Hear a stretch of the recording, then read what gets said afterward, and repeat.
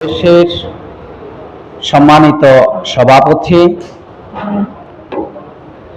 মান্যবর প্রধান অতিথি, মঞ্চে উপবিষ্ট বিশেষ অতিথিমণ্ডলী, সম্মানিত সাংবাদিক ভাইয়েরা এবং আমার সামনে উপবিষ্ট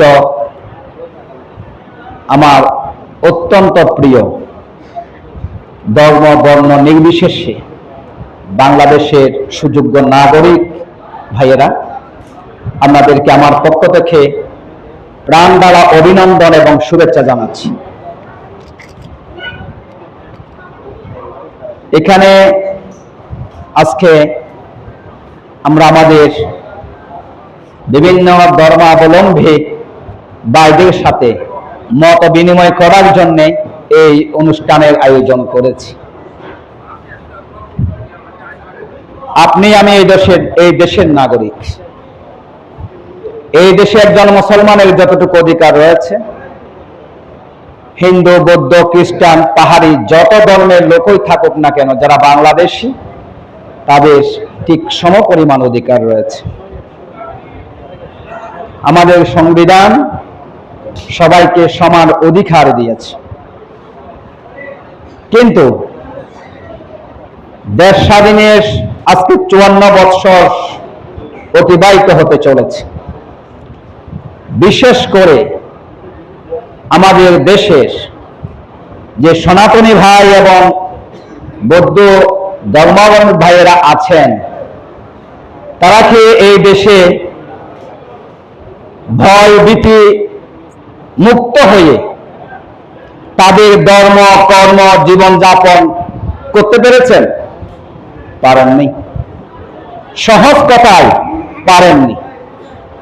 যদি পারতেন তাহলে আপনার পূজার সময় কাউকে গিয়ে মন্দির পাহারা দেওয়ার প্রয়োজন ছিল না, গির্জা পাহারা দেওয়ার প্রয়োজন ছিল না, প্রাগোড়া পাহারা দেওয়ার প্রয়োজন ছিল না। একজন মুসলমান যখন মসজিদে নামাজ পড়ে, তাকে কাউকে পাহারা দিতে হয়? পাহারা দিতে হয়? মুসলমানদের মসজিদে নামাজ পড়লে, জুমার নামাজে কোনো পাহারা দেওয়ার যদি প্রয়োজন না পড়ে, তাহলে অন্যান্য ধর্মাবলম্বী যারা রয়েছেন তাদের পূজা পালনের সময় কেন পাহারা দিতে হবে? এখান থেকে এটাই স্পষ্ট হয়ে যায় যে আপনাদের মনে ভয় রয়েছে, শঙ্কা রয়েছে, এবং সেটা যৌক্তিক কারণও রয়েছে। যে কারণটা হচ্ছে, এই 54 বছরে যারা সরকারে ছিলেন, তারা এই দেশের নাগরিককে ভয় শূন্য করতে পারেননি। এদেশের প্রত্যেক নাগরিকের জন্য সমান নিরাপত্তা দিতে পারেননি। সমান নিরাপত্তা যদি দিতে পারতেন, আমার হিন্দু ভাই পূজার সময় কেন অন্যদের পুলিশকে পাহারা দিতে হবে? মুসলমানদের মুসলিমের ব্যক্তিকে কেন পাহারা দিতে হবে? এটা কোনো জাতির জন্য সম্মানের কোনো বিষয় নয়। সম্মানের বিষয় হচ্ছে এই, ধর্ম বর্ণ নির্বিশেষে প্রত্যেক নাগরিক তার জানের নিরাপত্তা, তার মালের নিরাপত্তা, তার ধর্মীয় নিরাপত্তা, তার ব্যবসায়ীনতার নিরাপত্তা তাকে দিতে হবে। এই দৃষ্টিকোণ থেকে আমি মনে করি বিগত সরকারগুলো এই ক্ষেত্রে ব্যর্থ হয়েছে। তার অন্যতম কারণ, আমাদের যে সংবিধান বা বিশ্বের বিভিন্ন দেশের যে সংবিধান, এই সংবিধানগুলো মানুষ রচনা করেছে। যে দেশে যেই ধর্মের লোক বেশি, সেই দেশে সেই ধর্মের লোককে বাড়তি সুবিধা দেওয়ার জন্য ধর্মীয় কিছু বিধিবিধান ওই সংবিধানে উল্লেখ থাকে। কিন্তু যে মহান স্রষ্টা মানুষকে সৃষ্টি করেছেন, তার কাছে তার সৃষ্টিকে তিনি সবচেয়ে বেশি ভালোবাসেন, সবচেয়ে তার সৃষ্টিকে ভালোবাসেন। এই জন্য তিনি যে বিধান রচনা করেছেন, সেই বিধানের মধ্যে ধর্ম যার যেটাই হোক, সবার নিরাপত্তা 100% সেখানে ওই কোরআনে নিশ্চিত করেছেন, আল্লাহ তার বিধানে নিশ্চিত করেছেন। ধর্মীয় স্বাধীনতা দিয়েছে আল্লাহ, যে কোনো ধর্মের মধ্যে প্রত্যেককে ধর্ম বেছে নেওয়ার স্বাধীনতা দিয়েছে। যদি স্বাধীনতা না দিতেন, তাহলে আল্লাহ ইচ্ছা করলে সবাইকে হিন্দু বানিয়ে দিতে পারতেন, সবাইকে মুসলিম বানিয়ে দিতে পারতেন, সবাইকে বৌদ্ধ বানিয়ে দিতে পারতেন, পারতেন না? পারতেন। তাহলে এটা হচ্ছে স্বাধীনতা। এই স্বাধীনতার উপর হস্তক্ষেপ করার অধিকার কোন সৃষ্টির নাই, কোন সৃষ্টির নাই, কোন মানুষের নাই। আল্লাহ মানুষকে নবী পাঠিয়ে বুঝিয়েছেন, বুঝাতে বলেছেন, দাওয়াত দিতে বলেছেন। নবীরা দাওয়াত দিয়েছে। কাউকে একথা বলেন না যে জোর করে তোমাকে এই ধর্ম পালন করতেই হবে, একথা বলেছেন? কোন নবী বলেছেন? বলেন নাই। যতদিন মানুষের আইন গড়া রাষ্ট্র চলবে, প্রত্যেক ধর্মের যারা সংখ্যাগরিষ্ঠ তাদের সেখানে কিছু সুযোগ সুবিধা বাড়তি থাকবে। এটা মানুষের ফিতরত, মানুষের একটা দুর্বলতা।